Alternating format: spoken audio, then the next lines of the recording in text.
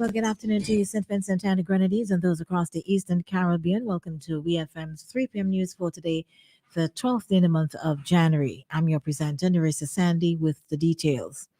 In the news, and first off, on the local scene, the government of St. Vincent and the Grenadines is calling on the government of Israel to halt ceasefire on Gaza, noting that it unequivocally supports the initiative of South Africa. A statement from the Office of the Prime Minister says the government of St. Vincent and the Grenadines reiterates the just demand for a ceasefire, that international law and elemental humanity ought to prevail over barbarism. That should be barbarism, genocide, and a wanton abuse of military might. The statement also calls for a cessation of material support and relief for Israel in Gaza provided by some governments, adding that those who continue to do so are complicit in genocide before, quote, our very eyes, unquote. On December 29th, 2023, the Republic of South Africa filed a complaint in the International Court of Justice, the ICJ, against the State of Israel under the Convention on the Prevention and Punishment of the Crime of Genocide of 1948. Accordingly, South Africa is urging the ICJ to make relevant orders under the provisional measures of court to stop the Israeli aggression and to prevent any further acts of genocide against the Palestinian people in the Gaza Strip. Among other things, South Africa is pleading for an immediate ceasefire by Israel. The particulars of the complaint relate to certain acts carried out by the government and military of the State of Israel against the Palestinian people in Gaza. Prime Minister Benjamin Netanyahu blasted the case and vowed to continue fighting Hamas, the militant group whose fighters stormed through Israeli communities on October 7 and killed some 1,200 people, mainly civilians.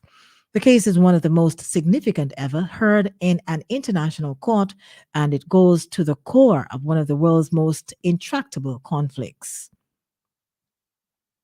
Still on the local scene, a number of fiscal measures, including an increase in driver's licenses, motor vehicle licenses, electrical inspection fees, and airport service charge, will soon come into effect. These measures will yield $6.7 million in additional revenue for the year.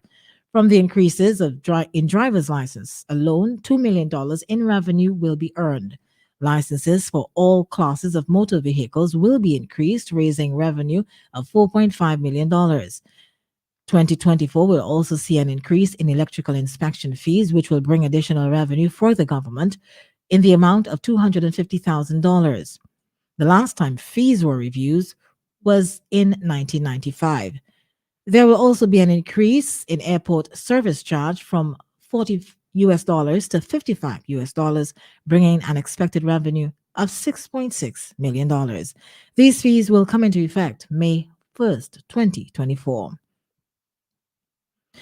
The education sector will continue to receive priority attention in 2024, with emphasis on lifelong learning as a central facet to the way of life in St. Vincent and the Grenadines.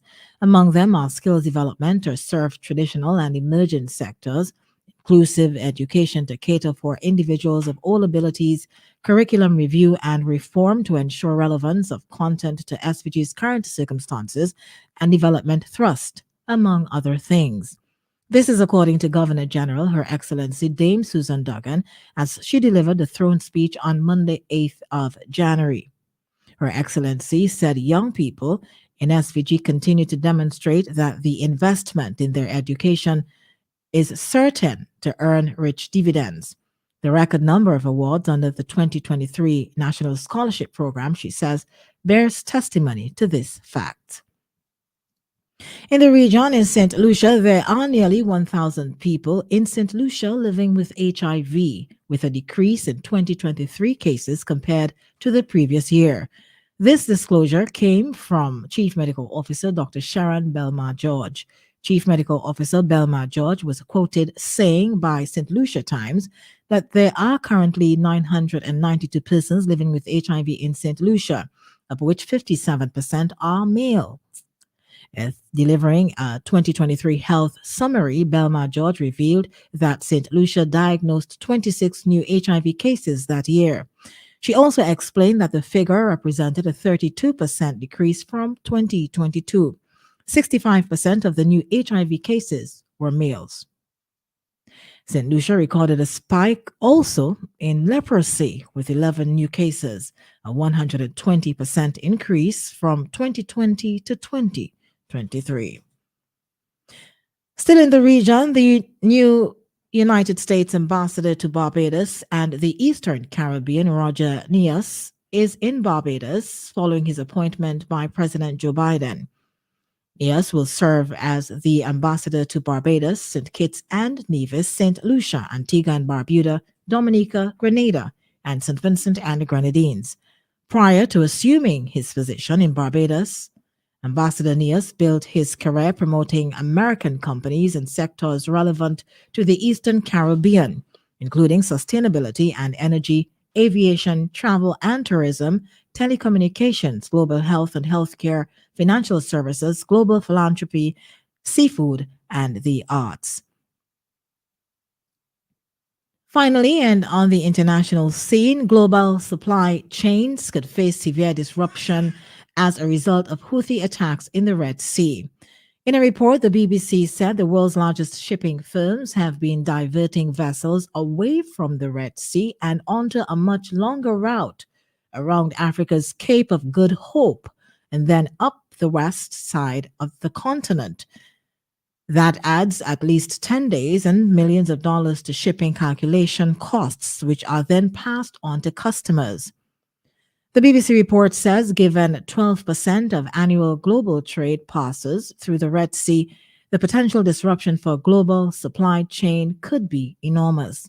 Consumer goods will face the largest impact, according to Chris Rogers, head of the supply chain research at S&P Global Market Intelligence.